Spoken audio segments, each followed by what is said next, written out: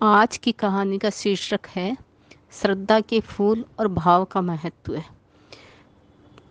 तो एक गांव में बहुत पहुँचे हुए मूल ज्ञान के महात्मा आए हुए थे, जो मूल ज्ञान का प्रचार प्रसार कर रहे थे। और उन वो अपने शिष्यों के साथ में आए थे, काफ़ी शिष्य उनके साथ आए थे। तो वहाँ पे बहुत भीड़ लग गई, मतलब मिलने की एकदम लोगों की होड़ लग गई कि कौन, मतलब जितने जल्दी हम लोग पहुँचे, मतलब भीड़ लग गई उनके यहाँ पे, तांता लग गया कि भाई हम मिले, ऐसे इतनी भीड़ लग गई वहाँ पे। तो वहाँ पे एक गरीब लड़का था, सोनू। तो उसने सोचा कि आज तो मेरा काम धंधा चलेगा नहीं। वो बैग वगैरह सिलाई करता था, बोला आज तो कुछ बिक्री भी नहीं होना, आज मेरा काम भी नहीं चलना है। तो एक काम करते हैं, तालाब में बेमौसम का एक कमल खिला हुआ है। तो उसकी इच्छा हुई कि आज नगर में महात्मा तो आए हुए हैं, तो सब लोग को तो उधर ही चले गए, तो आज हमारा काम चलेगा नहीं, तो एक काम करते हैं, हम फूल बेच कर ही अपना गुजारा कर लेते हैं। तब वो तालाब के अंदर कीचड़ में घुस गया। कमल के फूल को लेकर केले के पत्तों का ना दोना बनाया उसने, और उसके ऊपर फूल रख दिया। फूल में ना पानी की कुछ बूंदें थी, वो बहुत ही प्यारी और बहुत ही सुंदर वो फूल दिखाई दे रहा था। इतनी देर में वहाँ से कोई सेठ है ना निकला। तो उसकी नज़र उस फूल पर बेची, तो उसने कहा कि उसने कहा कि ये फूल बेचने की इच्छा है तो है क्या, तो आज हम आपको इसके 2 चांदी के रुपए दे सकते हैं। तो अब उसने सोचा कि 1-2 आने का फूल, इसके 2 रुपए चांदी के मुझे मिल रहा है। उसको बहुत आश्चर्य हुआ। इतनी देर में नगर का सेठ आया।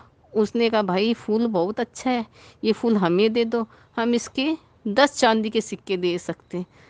तो सोनू ने सोचा इतना कीमती है ये फूल। नगर सेठ ने सोनू जब सोच रहा था और सोच में पड़ गया था, तो उसने कहा कि भाई क्या सोच रहा है तू, क्या इसके पैसे कम लग रहे हैं? आज मैं इसके तुमको और भी ज़्यादा दे सकता हूँ, ये तो बहुत। वो मन मन में सोचने लगा कि ये तो बहुत कीमती फूल है। तो नगर सेठ ने कहा मेरी इच्छा है कि मैं ये महात्मा के चरणों में फूल रखूं, इसलिए इसकी कीमत लगाने लगा हूँ। इतनी देर में राज्य का मंत्री अपने वहाँ पे बैठा हुआ पास आ गया और कहता है क्या बात है, कैसी भीड़ लगी हुई है? अब लोग कुछ बताते हैं, इससे पहले ही उसका ध्यान उसकी फूल की तरफ गया और पूछा कि फूल बेचोगे? हम इसके 100 सिक्के दे सकते हैं, क्योंकि महात्मा आए हुए हैं। ये सिक्के तो कोई कीमत नहीं रखते हैं। जब हम ये फूल लेकर जाएंगे तो सारे गांव में हमारी चर्चा होगी। महात्मा ने केवल मंत्री का भेंट ही स्वीकार किया है, ये पूरे गांव में इस चीज़ की चर्चा होगी, और मेरा ही फूल है ना स्वीकार करेंगे। और हमारी गांव गांव तक, दूर दूर तक चर्चा होगी। इसलिए हमारी इच्छा है ये फूल हमको दे दो, हम उनको भेंट करेंगे।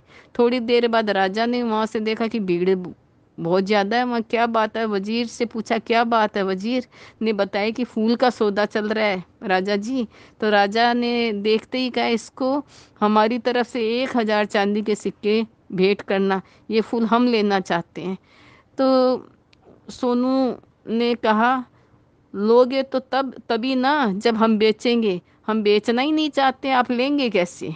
तो राजा ने कहा भाई क्या बात है, क्यों नहीं बेचोगे? भाई 1,000 सिक्के दे रहे हैं तुमको, कम दे रहे हैं कि वो भी चांदी के, तुम्हारे तो पुरखे तर जाएंगे। तुम क्यों मना कर रहे हो? इसको हम राजा को भेंट देना चाहते हैं। तो उस गरीब ने कहा कि हम राजा के चरणों हम संत के चरणों में भेंट करना चाहते हैं। तो राजा बोला देख ले भाई, 1,000 चांदी के सिक्के तुमको दे रहे हैं, एक बार फिर सोच ले, तुम्हारी पूरी पीढ़ी तर जाएगी। तो उस गरीब सोनू ने कहा मैंने तो आज तक राजाओं को संपत्ति से किसी को तरते नहीं देखा, लेकिन महान संत जो होते हैं ना, वो आशीर्वाद देते हैं ना, तो अच्छे अच्छे लोग तिर जाते हैं। गरीब से गरीब आदमी और बड़ा से बड़ा आदमी, छोटा से छोटा आदमी तिर जाता है। संत का तो आशीर्वाद ही महान होता है। राजा मुस्कुराया उसकी बात सुन के कि छोटा सा बच्चा है, 15-16 साल का, गरीब, और अपना है ना सिलाई करके ना काम करता है, बैग वैग टूटा फूटा सिल देता है, और इसके अंदर इतने भाव है। तो उसने कहा भाई तेरी मर्जी, तू ही भेंट कर ले भाई, उसने कहा। तब राजा तो उसका वहाँ से उसको बोल के जहाँ पे संत जी ठहरे थे उस उद्यान में चला गया। महात्मा जहाँ पे रुके हुए थे, और बहुत जल्दी चर्चा महात्मा के कानों तक भी पहुँच गई। हर जगह चर्चा पहुँच गई कि वो इस बालक ने 2 आने का फूल का, राजा ने 1000 चांदी के सिक्के दिया तो भी है ना अस्वीकार कर दिया, जिसकी कीमत बहुत लगी है। वह गरीब आदमी है, इसलिए फूल बेचने निकला था जिससे कि उसका गुजारा होता। जैसे ही ये गरीब जो है फूल लेकर पहुंचा तो शिष्यों ने महात्मा से कहा कि वह व्यक्ति आ गया। लोग एकदम सामने से हट गए। महात्मा ने उसकी तरफ देखा और फूल लेकर जैसे ही पहुंचा तो उसकी आंखों में आंसू बरसने लगे। कुछ बूंदें भी पानी की कमल पर पहले से ही थी और कुछ बूंदें आंसुओं की उसमें पड़ गई। रोते हुए उसने कहा, सब ने बहुत कुछ कीमती चीज़ें दी है, आपके चरणों में भेंट की होगी, लेकिन इस गरीब के पास कमल का फूल और जन्म जन्मांतरों के पाप जो मैंने किए उसके आंसू आंखों में भरे पड़े हैं। उसके अलावा आज आपके चरणों में कुछ भी नहीं है मेरे पास, वो चढ़ाने आया हूँ। तो मेरा ये फूल और मेरे ये आंसू आप स्वीकार करें। महात्मा के चरणों में सोने ने फूल रख दिया और घुटने के बल बैठ गया। संत महात्मा ने अपने शिष्यों को कहा और बुलाया, देख रहे हो बच्चों, हम हजारों साल में कोई राजा इतना नहीं कमा पाया जितना इस गरीब इंसान ने आज एक पल में ही कमा लिया। इसका समर्पण ही से श्रेष्ठ हो गया, एक उदाहरण बन गया जिंदगी में, लोग याद करेंगे इसको। इसने अपने मन के भाव दे दिया। एकमात्र ये मन का भाव है जिससे हम ईश्वर को प्राप्त कर सकते हैं और परमात्मा की हम हमें कृपा मिल सकती है, उनका हमें रास्ता मिल सकता है। तो फिर वो बहुत रोया और बोला, मुझे भी है ना आप अपना शिष्य बना लो, अपने पास ही रख लो, मेरा तो कोई है नहीं।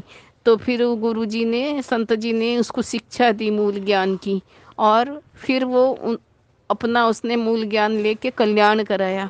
आज के समय में कहत कबीर सुनो भाई साधु चैनल में मूल ज्ञान के बारे में आता है, जो कई वर्षों पहले था और गुप्त रूप से इतने सालों से चल रहा था, जो अब नितिन साहब जी कहत कबीर सुनो भाई साधु चैनल में बता रहे हैं।